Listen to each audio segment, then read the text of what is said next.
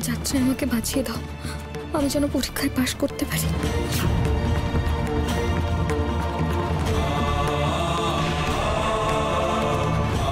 মা খালি নীলা ঘর পেয়েছে, অতি কষ্টে ঠাঁই পেয়েছে এই পরিবারে।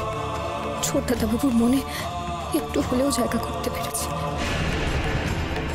আমি ভাবেন উনি নীলার ভালো মন্দ নিয়ে চিন্তা করেন। নতুন করে আমি আর সব হারাতে চাই না। বরাবর তুমি আমায় শক্তি দিয়ে এসেছো, আজও তার অন্যথা করো না মা। তোমার মেয়েটাকে শক্তি দাও যাতে যাতে আমি উত্তীর্ণ হতে পারি মা। এই পরীক্ষায় আমি উত্তীর্ণ হতে পারি যেন। সিল হয়ে যাবে দাঁত কপাটি, আর খুলবে না এই জন্মে। বুঝতে পারছিস তো নীলা, কত ধানে কত চাল, ঠান্ডায় জমে হাত পা অবশ হয়ে যাবে। তাও সহ্য করতে হবে মুখ বুঝে। মুখ খুললেই ডাহা ফেল আর ঘাড় ধাক্কা, একটার সাথে আরেকটা ফ্রি। মনে জোর আছে ছুরির, এই ঠান্ডা জলে দাঁড়িয়ে থাকা চারটে খালি কথা নয় কো হরে কৃষ্ণ। নরম হলে চলবে না, এই মেয়ের প্রতি নরম হওয়া যাবে না কো।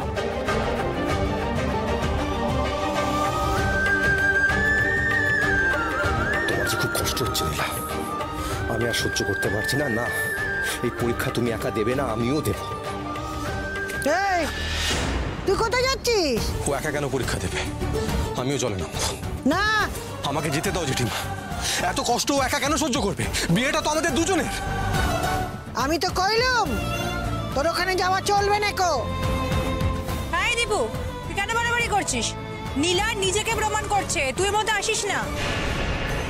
তুই কেন জলে নামবি? তোমাকে এত কৈফিয়ত দিতে যাবো কেন? আমি যাব। জেঠিমা শুনলেন তো আপনি ও কি বলছে?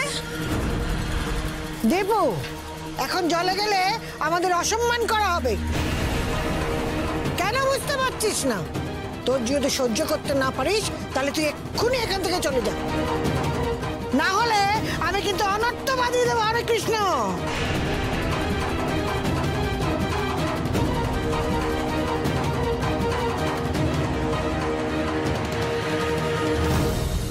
তোমাকে এভাবে কষ্ট পেতে আমি দেখতে পারছি না নীলা।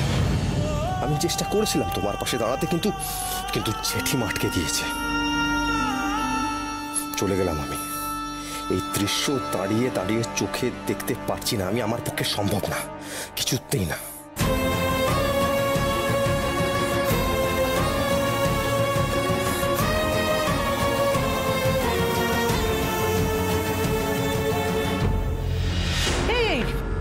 তুই সাত সকালে কোথায় গেছিলি? হ্যাঁ মা, গুরুদেব নীলার পরীক্ষা নিচ্ছেন।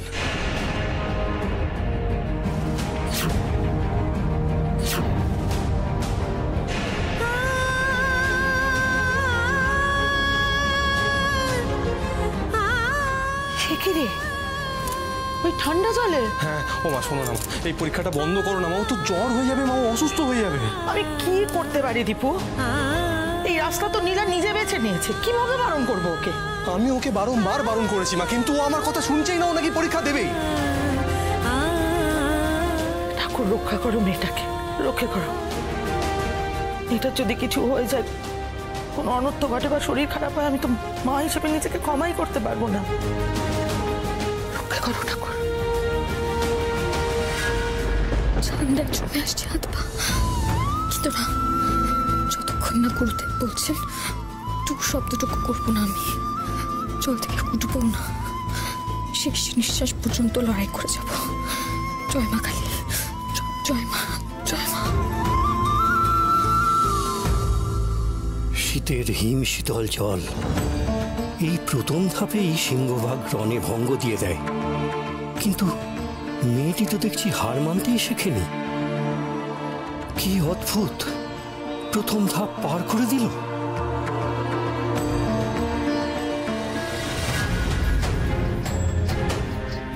আর কতক্ষণ গুরুদেব? ও তো পেরেছে। সেটা কি তুমি ঠিক করবে নাকি হরে কৃষ্ণ? সেটা পেরেছে কি পারেনি সেটা গুরুদেবের সিদ্ধান্ত। তুমি চুপ করো হরে কৃষ্ণ।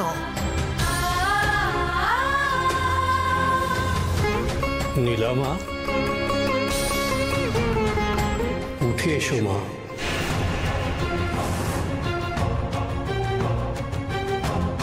চাপ বাবা, এত তাড়াতাড়ি তাড়াতাড়ি উঠে আসবে।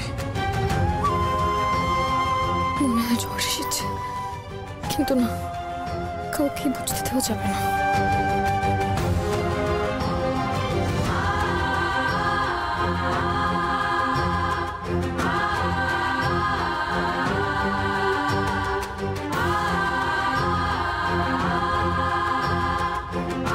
কিরে নীলা, কেমন আছিস? হ্যাঁ, সর্বনাশ, তো গা জ্বরে একেবারে পুড়ে যাচ্ছে।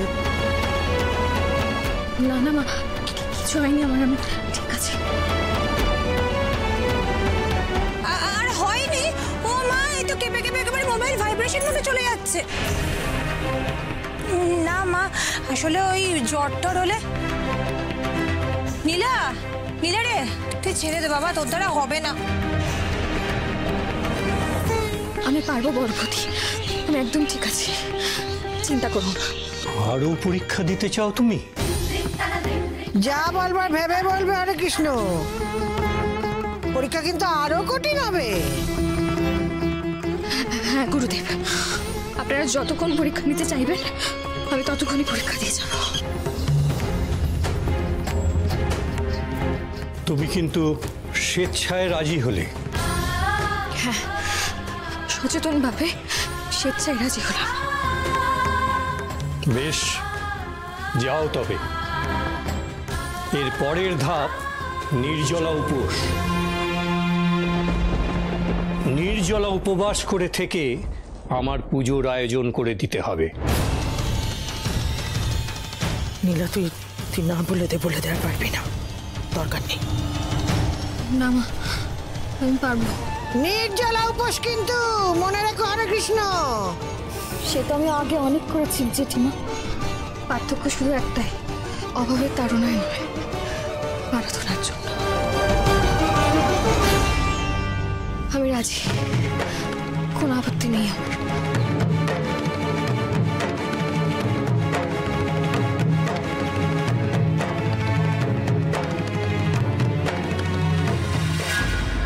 মাসি, কি হয়েছে তোমার? কাঁপছো তো থরথর করে, খুব জোর কষ্ট হচ্ছে। এই কি অবস্থা মা, ও তো পুরো কাবু হয়ে গেছে গো। দীপু, আমি অবস্থা ভালো বুঝছি না, অসম্ভব জ্বর, গায়ে ওষুধ খাওয়ানোর বন্দোবস্ত করতে হবে। হ্যাঁ, তুমি একবার ওর জ্বরটা মাপো, তারপর ওকে ওষুধ দেবো। আরে বাবা, ওষুধটা খাওয়াবি কি করে? তার আগে তো কিছু খাওয়াতে হবে ওকে। না না, আমার তো নির্জলা উপোস। কি করি বলতো এই মেয়েটাকে নিয়ে? নিকুচি করেছে উপোসের, ও খাবে না মানে ওর ঘাড় খাবে। তুমি একটা ব্যবস্থা করো তো না, তারপর ওকে জ্বরের ওষুধ দেবো। যা, পরীক্ষার প্রশ্ন পেয়ে এক পাতা লিখতে না লিখতেই ধুম জ্বর। তোর এলেম বোঝা গেছে নীলা, পুজো উপোস টুপোস আর মানে কিছুই হচ্ছে না।